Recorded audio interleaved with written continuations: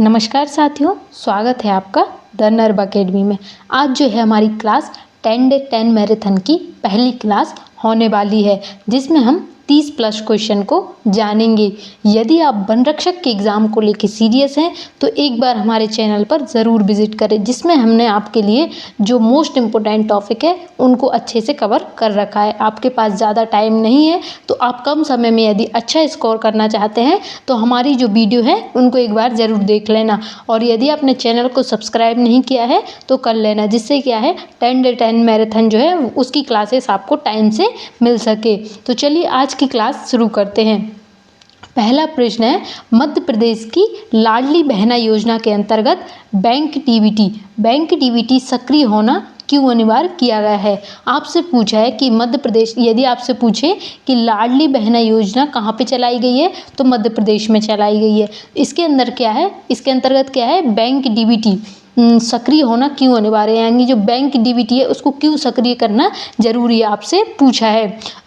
इसलिए कि केवल रिकॉर्ड रखने के लिए, बैंक की साख बढ़ाने के लिए, बिचौलिया को समाप्त करने और सीधे भुगतान सुनिश्चित करने के लिए, या फिर इनमें से कोई नहीं। बताइए जो बैंक डीबीटी है वो क्यों अनिवार्य की गई है। तो इसका जो जवाब होने वाला है वो है ऑप्शन सी। इसमें क्या है, बिचौलिया को समाप्त करने और सीधे भुगतान सुनिश्चित करने के लिए जो है डीबीटी सक्रिय होना अनिवार्य है।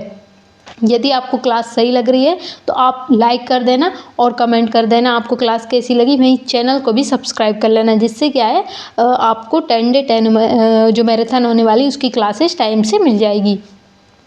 नेक्स्ट क्वेश्चन है, मध्य प्रदेश में पैसा एक्ट के प्रभावी क्रियान्वयन के संदर्भ में ग्राम सभा को प्राप्त कौन सा अधिकार सबसे महत्वपूर्ण है। बताइए जो पैसा एक्ट के अंतर्गत है वो ग्राम सभा को कौन सा अधिकार सबसे महत्वपूर्ण होने वाला है। गौण वन उपज का स्वामित्व और प्रबंधन होने वाला है, केवल सांस्कृतिक आयोजन करना है, जिला कलेक्टर की नियुक्ति करना है, या फिर सड़कों का निर्माण करना है। आपसे जो पैसा एक्ट है उसके बारे में पूछा है, तो इसका जो आंसर होने वाला है वो है गौण वन उपज, यानी कि जो माइनर फॉरेस्ट प्रोड्यूस है उसके लिए इसको चलाया गया है। किसको, पैसा एक्ट को क्रियान्वयन में लाया गया है, किसमें, गौण वन उपज के लिए। नेक्स्ट क्वेश्चन है, हाल ही में नियुक्त मध्य प्रदेश के मुख्य सचिव कौन है। चीफ सेक्रेटरी आपसे पूछा है जिनको हाल ही में नियुक्त किया गया है। इकबाल सिंह बैस है, बीरा राणा है, सुधीर रंजन मोहंती है, या फिर अनुराग जैन है। बताइए क्या इसका जवाब होने वाला है, कौन है जिसको अभी हाल ही में मध्य प्रदेश के मुख्य सचिव के रूप में नियुक्त किया गया है। तो वो है Anurag Jain. Option number D इसका आंसर होने वाला है। अनुराग जैन को मध्य प्रदेश के मुख्य सचिव के रूप में नियुक्त किया गया है। भगोरिया उत्सव में गोल गधेड़ों प्रथा प्रमुख मुख्य रूप से किस जनजाति से संबंधित है। आपसे पूछा है भगोरिया उत्सव के बारे में।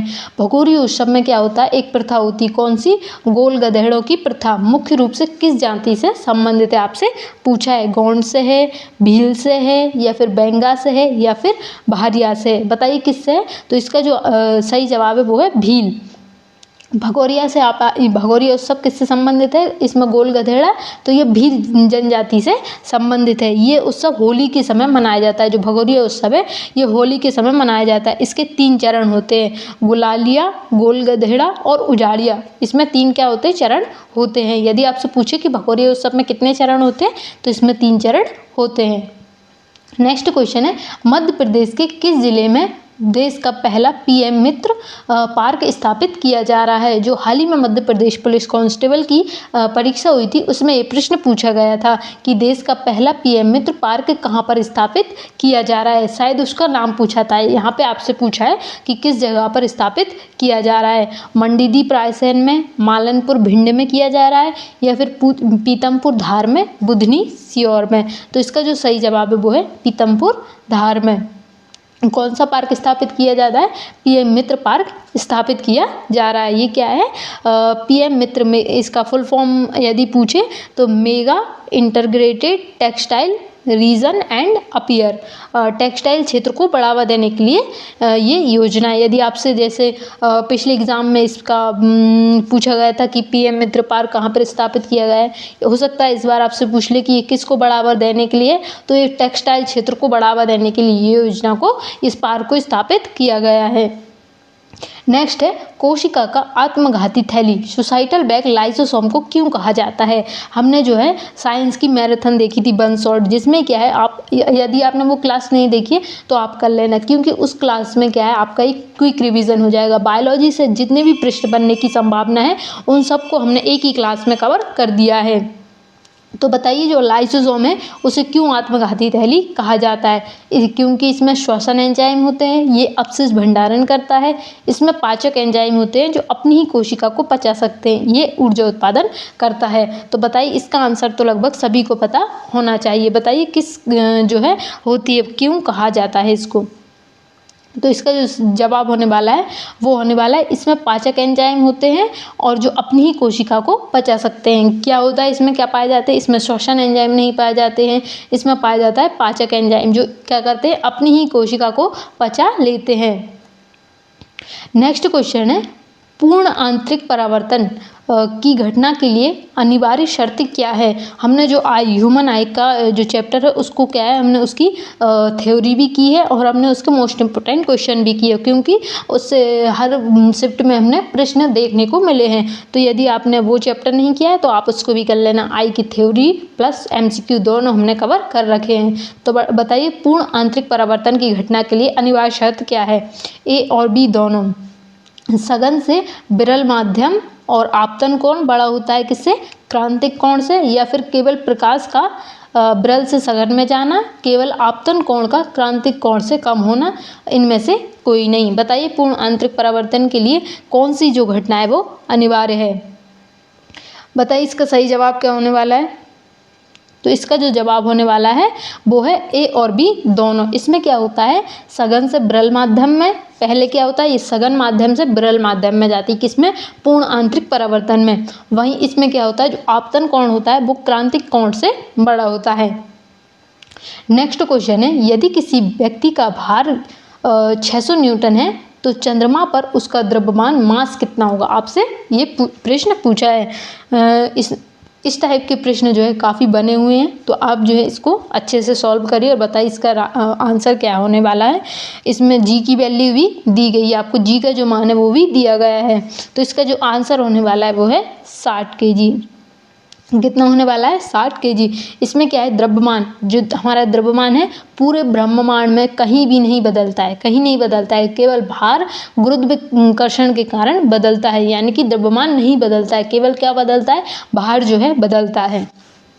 नेक्स्ट क्वेश्चन है आवर्त सारणी के किस समूह को हैलोजन कहा जाता है। आपसे पूछा है आवर्त सारणी जो पीरियोडिक टेबल होती है उसमें कौन सा समूह है, कितने समूह होते हैं वो बताइए, और बताइए कि हैलोजन जो है वो किस समूह में रखा जाता है। समूह 1 में रखा जाता है, समूह 17 में रखा जाता है, समूह 2 में रखा जाता है, समूह 18 में रखा जाता है। तो जो हैलोजन है, हैलोजन जो आवर्त सारणी का समूह है, इसको जो है समूह 17 के अंतर्गत रखा जाता है। इसमें फ्लोरीन, क्लोरीन, ब्रोमीन, आयोडीन शामिल है। ये अत्यधिक अभिक्रियाशील होते हैं। क्या होते हैं, अभिक्रियाशील होते हैं। यदि आपसे पूछे कि हैलोजन समूह जो समूह 17 में आता है और इसमें किस किस को रखा जाता है, इसमें फ्लोरीन को रखा जाता है, क्लोरीन को रखा जाता है, ब्रोमीन और आयोडीन को रखा जाता है। यदि आपको इस क्लास की PDF चाहिए तो आप मुझे कमेंट सेक्शन में बता देना।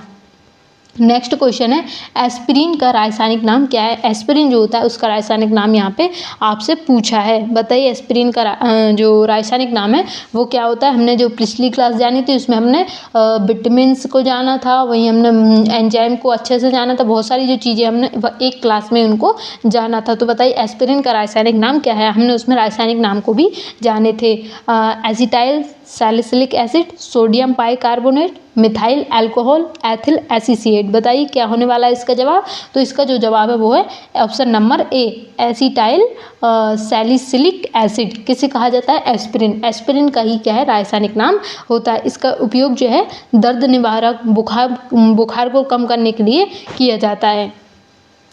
नेक्स्ट क्वेश्चन है, भारतीय संविधान की प्रस्तावना में समाजवादी और पंथ निरपेक्ष शब्द किस संशोधन द्वारा जोड़े गए हैं। हमने जो है एक पॉलिटी की भी मैराथन कर रखी, जिसमें हमने 35 प्लस क्वेश्चन को जो है कर रखा है। यदि आपने वो क्लास नहीं देखी तो आप उसको भी कंप्लीट कर लेना। मेरा ये है कि आप एक बार हमारे चैनल को विजिट करना। यहाँ पे वन रक्षक के लिए जो है काफ़ी मोस्ट इंपोर्टेंट टॉपिक को कवर किया गया है और साथ ही उनके MCQ को भी सॉल्व किया है। वहीं हमने कुछ ऐसी मैराथन ली है जिससे डायरेक्टली आपके शिफ्ट में जो है प्रश्न बनने की संभावना है। तो बताइए, जो प्रस्तावना में समाजवादी शब्द और पंथ निरपेक्ष शब्द किस संशोधन द्वारा जोड़ा गया था। इसका जो जवाब है वो है 42वां संविधान संशोधन। किससे जोड़ा गया था? ऑप्शन नंबर डी, 42वां संविधान संशोधन 1976 द्वारा इसको जोड़ा गया था। इस संशोधन को लघु संविधान भी कहा जाता है। यदि आपसे पूछे किस संविधान संशोधन को लघु संविधान कहा जाता है तो 42वां संविधान संशोधन को ही लघु संविधान के नाम से जाना जाता है।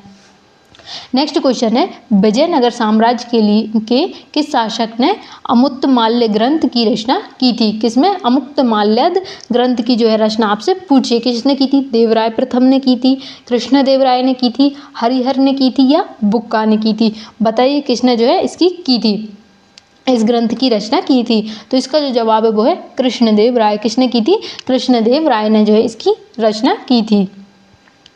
नेक्स्ट क्वेश्चन है, पृथ्वी की किस परत को सियाल के नाम से भी जाना जाता है। जो पृथ्वी की परत है उसमें से आपसे पूछ रहा है जो कौन सी परत है उसको सियाल के नाम से जाना जाता है।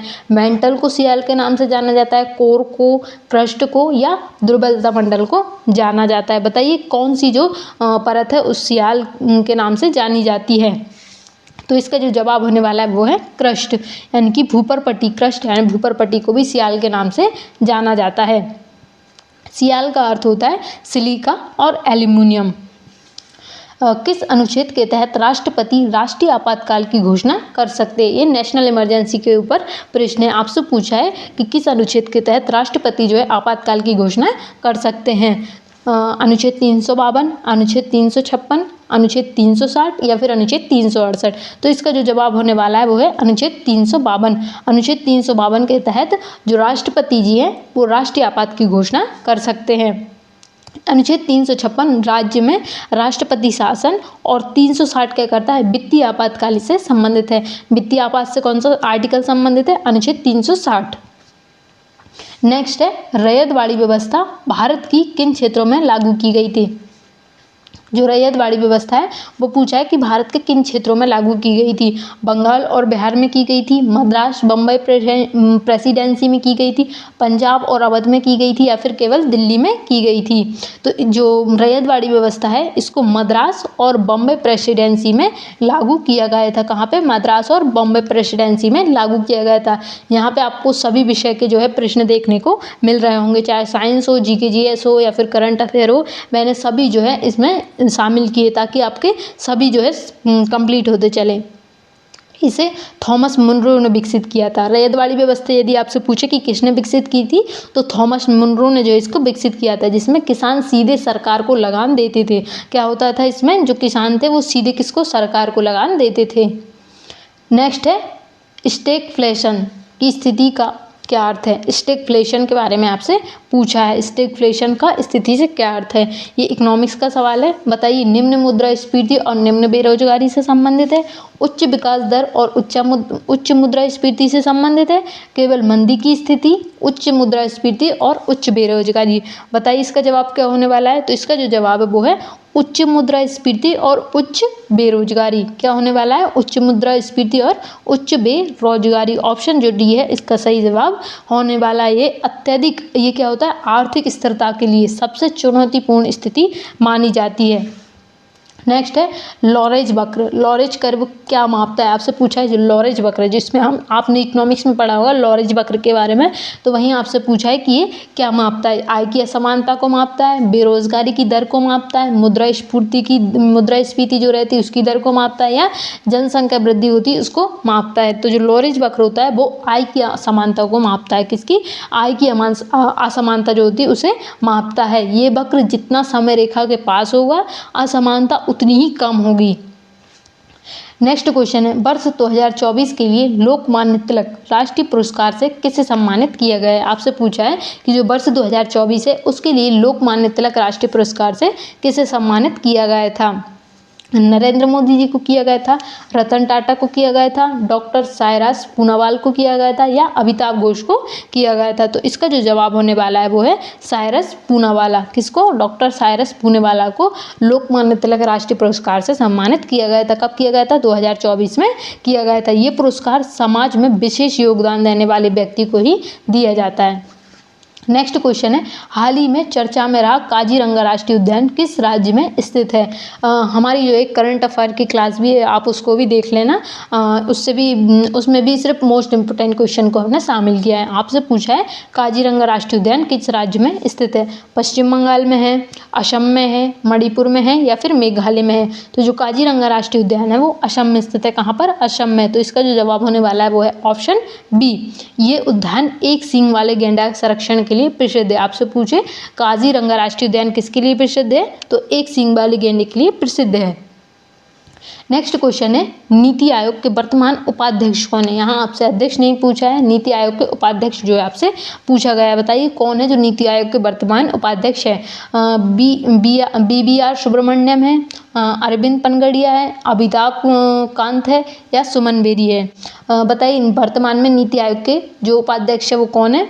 तो जो वर्तमान में है सुमन बेरी हैं। ऑप्शन डी इसका सही जवाब है। सुमन बेरी वर्तमान में नीति आयोग के वर्तमान उपाध्यक्ष हैं। तो बताइए नीति आयोग के अध्यक्ष कौन होता है। आप इसका आंसर मुझे कमेंट सेक्शन में बताना, क्योंकि आपकी परीक्षा 10 दिन बाद है, आपको इतना तो मालूम होना ही चाहिए। बताइएगा ज़रूर कि जो नीति आयोग है उसके अध्यक्ष कौन होता है।